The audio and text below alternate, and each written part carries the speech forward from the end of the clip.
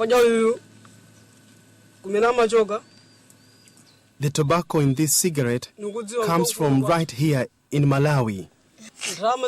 The money I earn picking tobacco is very little compared to the price of this pack.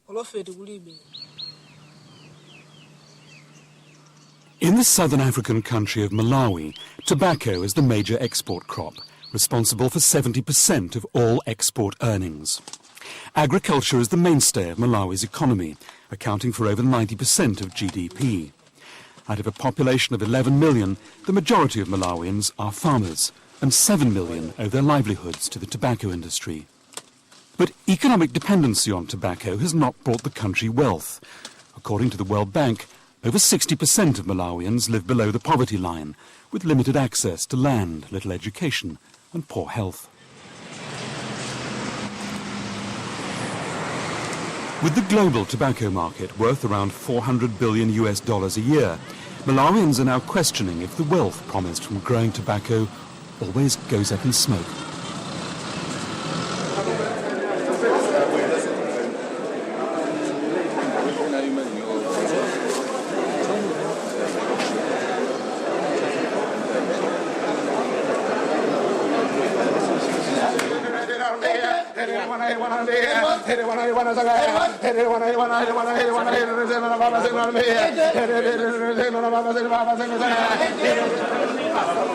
Every year, Malawi's tobacco growers bring thousands of bales to the Lilongwe auction floors for sale to the major leaf buyers.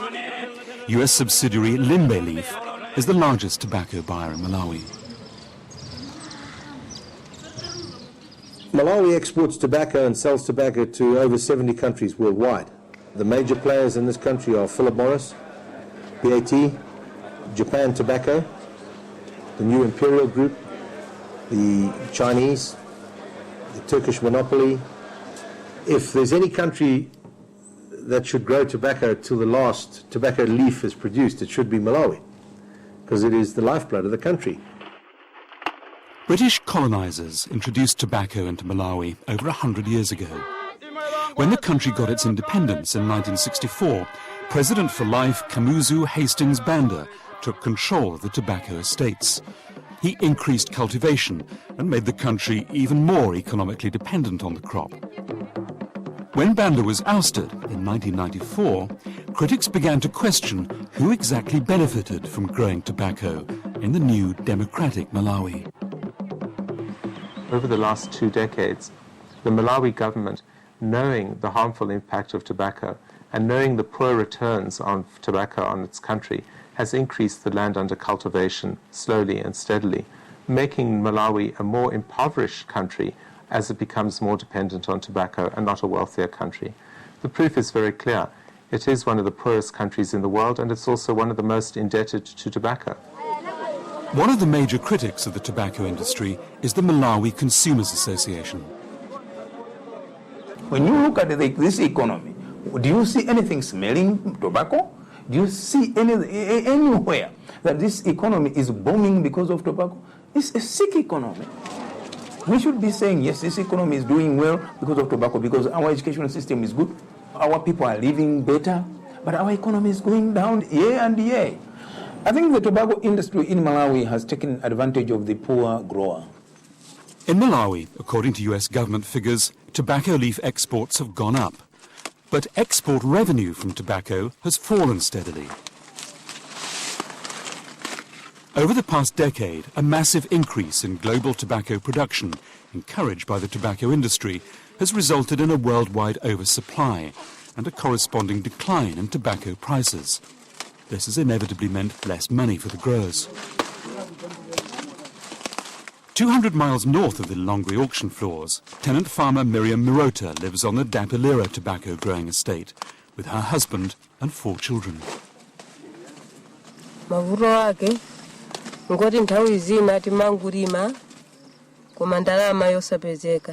I don't profit from the work I do. We work all year, but in the end we get nothing because the crop we grow gets low prices on the auction floors.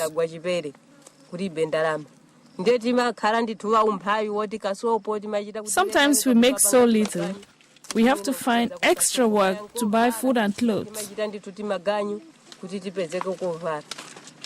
Small tenant farmers like Miriam are also at the mercy of their landlords on the tobacco estates. The landlords provide the tenants with food and fertilizers and other inputs for their crop, but then deduct these costs from the prices they later pay for their tobacco.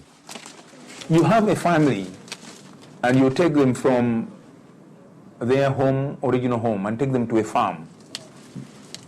And you tell them, I'm giving you 1 acre. You grow tobacco on that acre. That's your tobacco. When the tobacco is ready, I'll buy it from you, but I'll subtract whatever I was giving you as you were growing the tobacco. You find that minus what you have been giving him throughout the year, he has nothing left. And he cannot leave your farm. In fact, he owes you more. The tenant farmers on the big tobacco estates become, effectively, bonded labourers.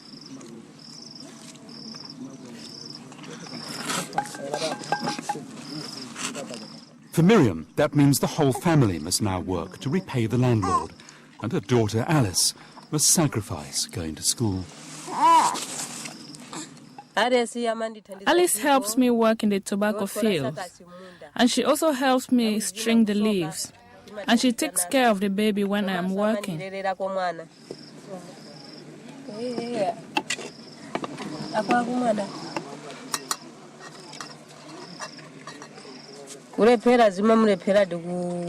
The work Alice does prevents her from going to school. Also, since we are poor, she doesn't have any school clothes. If Alice doesn't get educated, I don't think she'll have a better future.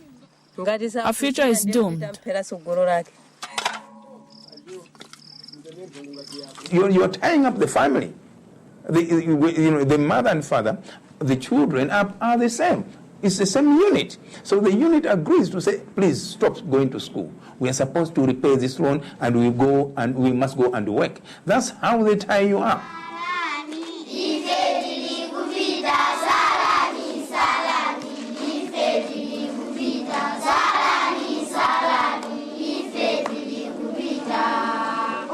Frederick Sambo is the headmaster at Alice's local school. Many of the students here do come from tobacco estates. It is about 70, if not 80% of the pupils. They don't come to school frequently because they are always busy with their work. And because of that, they are always backward in class. The students from tobacco estates are forced by their parents to help them doing the work. They don't have even a single pen in the pocket. They are waiting for the money to come. Now the only solution they have found is to use the children at present.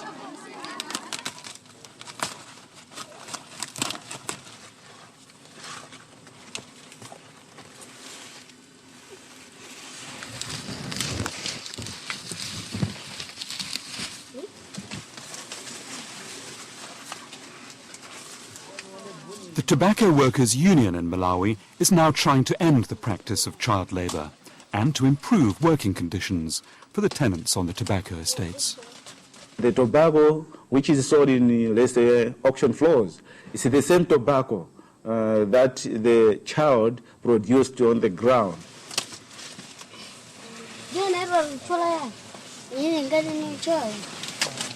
The employer, the landlords, the estate owners are benefiting from the child labor.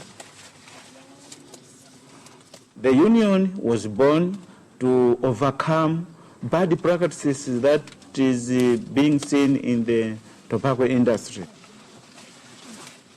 It is the only organization that would represent the workers, the tenants, who are actually oppressed, violated, victimized. Back on Miriam's estate, the tenant farmers have asked Leo, a union organiser, to negotiate better working conditions and pay with the landlord. And their worries? Well, there's child labour and the consequences of dirty water.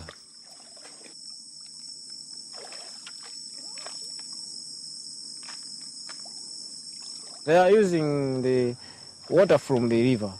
When the fertilizers goes into the river through the water, they are making poison. And when the people drink that water, they are going to sick with these chemicals which come from the fertilizers. And a landlord, he said that I can't afford to make a borehole in my estate because I have no more money. Then there's the question of enough food to eat. This landlord, they give them only 2 barrels of flour through a month. Then problem of child labor.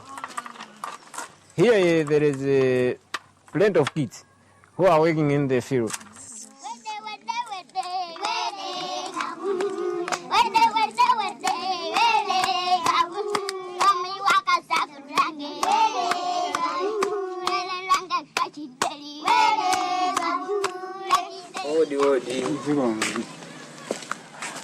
But the landlord tells Leo he can't improve conditions for the tenant farmers. The reason?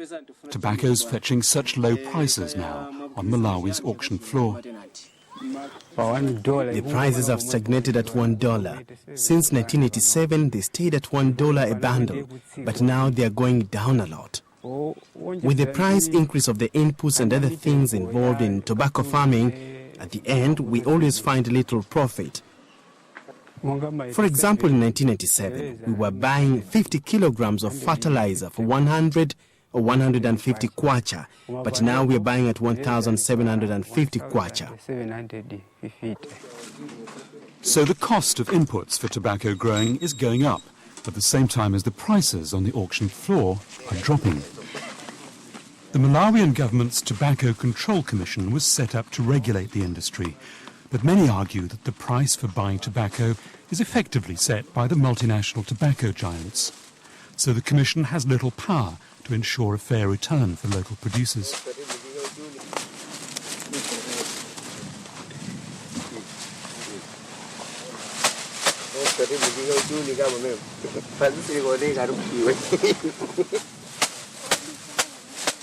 Cost of production and cost of marketing tobacco in Malawi goes up every year, whereas the price of tobacco does not go up very much. So as a result, the net income is eroding.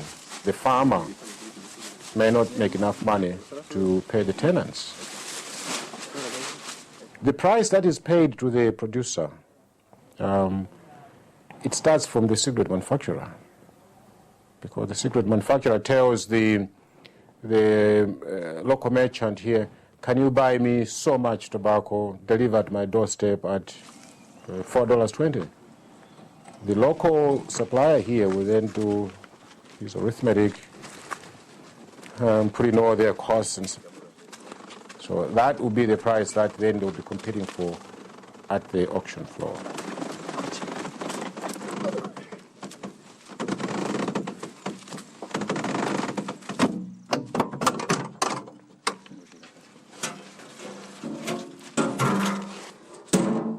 At harvest time, all the growers in Malawi, the small landlords and the large tobacco estates, take their tobacco to the auction floors.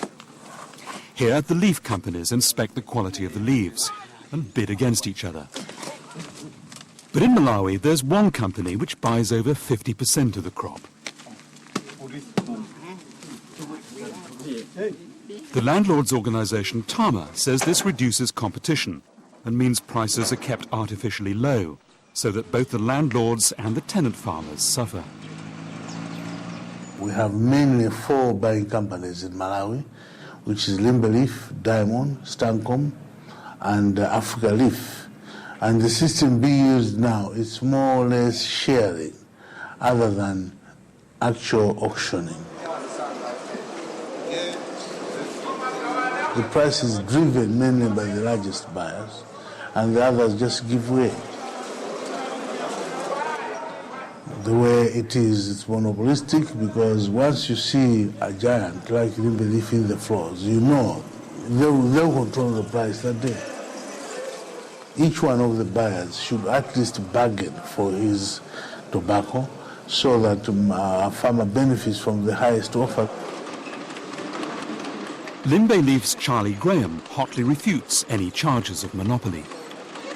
Frankly speaking, I think it's quite ridiculous to think that such big and competitive companies would participate on the auction floor in the way we do and collude on pricing. We have to gain market share with every single customer.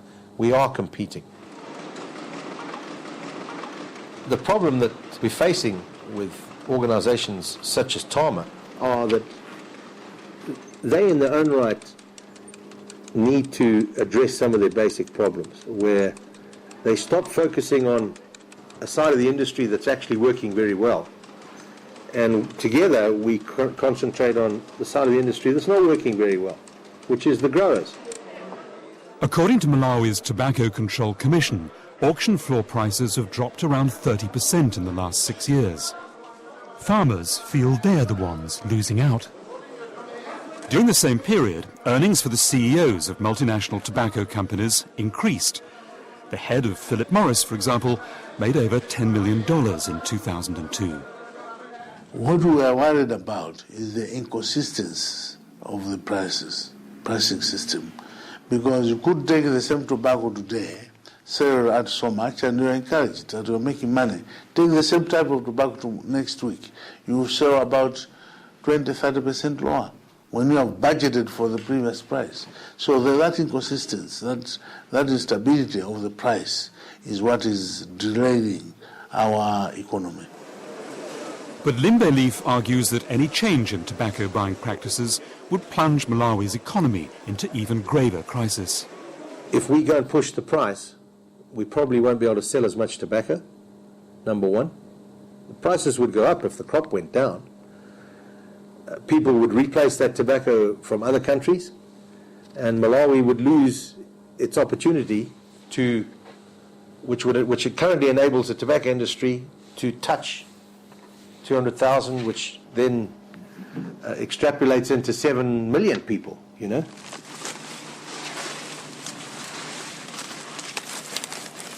As the multinational tobacco companies have encouraged more and more countries to grow tobacco, world prices have come down. In today's globalized economy, tobacco farmers must now compete not only with farmers in their own country, but with other farmers halfway around the world.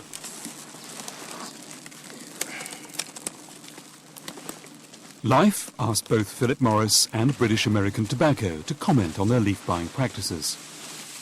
Both declined our invitation for an interview.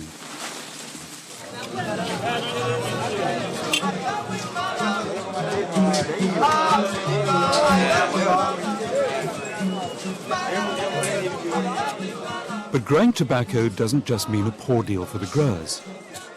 As a Ministry of Health advisor points out, it can cause huge social problems and may have contributed to the country's recent food crisis.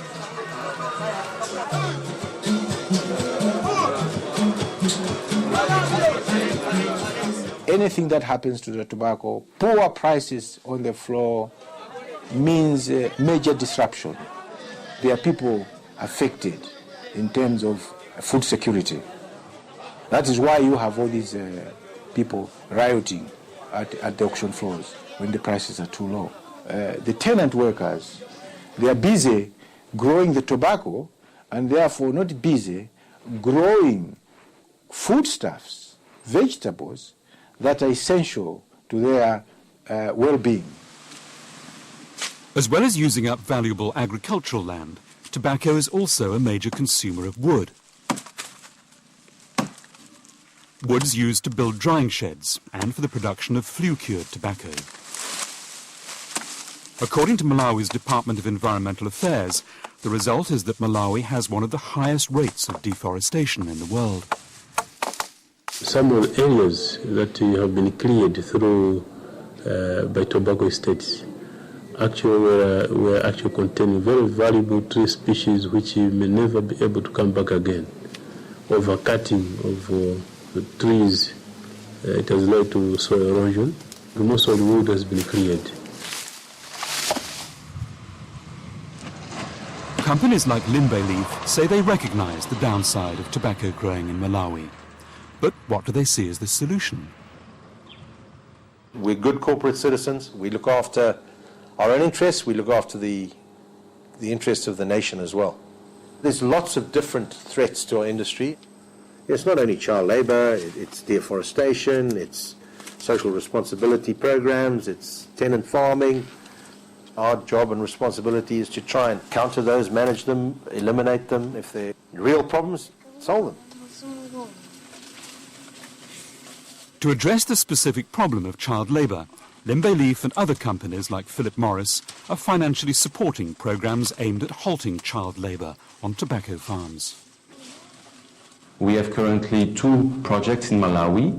We are trying concretely on the ground to improve the conditions of child workers or of the farmers who use child workers. We are not going to eliminate child labour now, but we are trying to launch a process that will take a few years and that we will see, and we should see, a reduction of child labour, more children attending school. That's what we are looking at. But one of Malawi's leading rights campaigners thinks this doesn't go nearly far enough. We should not consume anything that has been produced with unfair conditions. For example, if we know that tobacco from such an institution is produced by using child labor, then the buyers should not buy that. Even whether it is at auction floors level, if we know that a particular farm in the country or elsewhere uses child labor or uses unfair conditions to produce that particular tobacco, then say we do not buy. Many Malawians now want to end tobacco production, seeing the costs as far outweighing the benefits. But with no substitute crop, the impact on the economy could be devastating. We haven't found something yet that can replace tobacco today and be economically viable. We've been growing tobacco for the last 117 years, I think, and we just can't get out like that overnight. Ongoing development of the tobacco industry is critical. Outside tobacco, I don't think there's any equivalent cash crop. But some critics wonder if Malawi has made any serious effort to develop alternative crops. The Food and Agriculture Organization since 1983 has had a resolution on their books saying they will provide technical support to agricultural ministries in the world to help them diversify. But in the last 20 years, not one country has ever approached FAO to use that resolution and challenge them to provide the support. The reason is very simple. The very strong stranglehold by tobacco companies on agriculture ministries has blocked this happening because they fear that farmers would eventually start seeing that they can get a better return on their money in a diverse range of other product areas. John Capito agrees. The global tobacco giants, he says, have helped persuade Malawians there's no viable alternative to tobacco growing. It starts from every child. If a small little baby, you ask a small child, where does the economy of Malawi survive on? Tobacco. Tobacco is our god. Now, that has gone in your head for too long. And who is running tobacco? It's not government. It is the tobacco industry. So you worship them. They decide where we should go. They tell us what we should do. Malawi can still survive irrespective of whether it grows tobacco or it does not. In Geneva, in May 2003, 192 nations approved a World Health Organization treaty aimed at controlling global consumption of tobacco. The Framework Convention on Tobacco Control is WHO's first entry into using hard law or treaties to control a major public health problem. We know that with 4.9 million deaths from tobacco worldwide in about 1.2 billion smokers, tobacco constitutes one of the gravest threats to public health. We have often heard the argument that as the rest of the world reduces consumption, a country like Malawi will become increasingly more impoverished. the dependence that they have on tobacco has certainly not brought them wealth. The treaty may allow Malawi to seek additional financial resources to start doing the research required to reduce their dependence on tobacco. We are not saying people should switch tomorrow out of tobacco. We're saying let's see demand reduction happen, and let's make sure that countries start looking at sustainable livelihoods for their people. It's a sentiment shared by many in Malawi itself. There's no hope in relying on tobacco. They should stop using child labor. They should stop offering unfair treatment. I only hope that one day, one time, we'll have a replacement, because if we have a replacement of this tobacco business, then we can forget about all these concerns.